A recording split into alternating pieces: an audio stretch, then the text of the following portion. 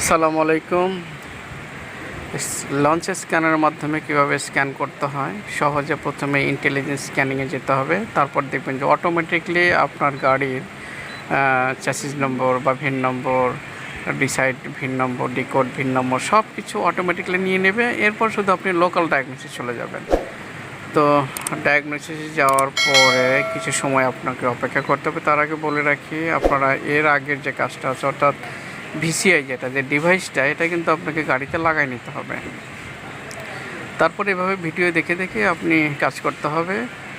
আর আপনারা যারা একটু বলে রাখি আপনাদের উদ্দেশ্যে, আপনারা যারা এই স্ক্যানার চালাতে একটু কম জানেন বা মোটামুটি চালাতে জানেন বা মোটামুটি ট্রাবল কোড ফাইন্ড আউট করতে পারেন, আর যারা একটু কম পারেন তাদের জন্য একটু বলে রাখি, যদি কেউ স্ক্যানার চালানো অর্থাৎ ডায়াগনোসিস টুল চালানো শিখতে চান তাহলে আপনি আমার সাথে যোগাযোগ করতে পারেন। যদি কেউ ডায়াগনোসিস গাড়ির করাতে চান সেটাও যোগাযোগ করতে পারেন। আবার যদি কেউ মনে করে থাকেন যে আমার একটা স্ক্যানার দরকার, সেক্ষেত্রেও আপনি নিচে নাম্বার দেওয়া নাম্বারে যোগাযোগ করতে পারেন, আপনার যেদিকে সুবিধা মনে হয়। কারণ আমি এই বিষয়ে কাজ করে থাকি, টুকটাক লঞ্চ স্ক্যানার বা টুকটাক স্ক্যানার বিক্রি করে থাকি, আবার কাজও করে থাকি। তো আপনারা যারা এই বিষয়ে যোগাযোগ করতে চান তারা যোগাযোগ করতে পারেন। আমি আজকে যে কাজটা করব, L200 গাড়ি অর্থাৎ মিৎসুবিশি L200 গাড়ির হচ্ছে লার্নিং করব, অর্থাৎ ফুয়েল লার্নিং করব, ইনজেক্টর লার্নিং করব। এটার জন্য যে কাজটা আমাকে করতে হবে দেখতেই পাচ্ছেন, স্টেপ বাই স্টেপ আপনাকে এগিয়ে যেতে হবে।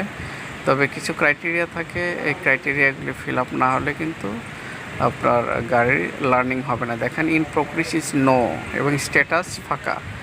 এখানে কিছু ক্রাইটেরিয়া থাকে, যেমন এখানে ইঞ্জিনের কুলেন্টের টেম্পারেচার, এটা একটা নির্দিষ্ট পর্যায়ে থাকতে হবে, সেটা হচ্ছে 212 থেকে ফারেনহাইটে আর কি। আর যদি ডিগ্রি সেলসিয়াসে থাকে তাহলে মোটামুটি 85 ডিগ্রি, 80-র পরে গিয়ে এই কাজটা অ্যাক্টিভ হয়ে থাকে।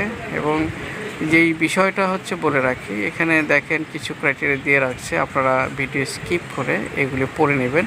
এবং ফুয়েলের টেম্পারেচার থাকতে হবে 122, অর্থাৎ পানির টেম্পারেচার থাকতে হবে, ফুয়েলের টেম্পারেচার থাকতে হবে, ব্যারো প্রেশার টেম্পারেচার পজিশনে আসতে হবে। এখন যতক্ষণ পর্যন্ত না আসবে, যতই আপনি পারফরমেন্সে ক্লিক করবেন ততবারই নট সাপোর্টেড বা নট অ্যাক্টিভ দেখাবে। কিন্তু যখন সব কিছু ক্রাইটেরিয়া ফিল আপ হবে তখন কিন্তু এটা ইয়েস লেখা আসবে, যে দেখছেন যে অলরেডি ইয়েস লেখা আসছে এবং কমপ্লিটেড দিয়েছে। এই ক্ষেত্রে হচ্ছে আপনারা গাড়িটা স্থিরভাবে চালায় নিতে হবে, কিছুক্ষণ অ্যাক্সিলারেটর দিয়ে ধরে রাখতে হবে, অথবা এই নির্দিষ্ট টেম্পারেচার আনার জন্য গাড়িটা একটু চালাতে হবে।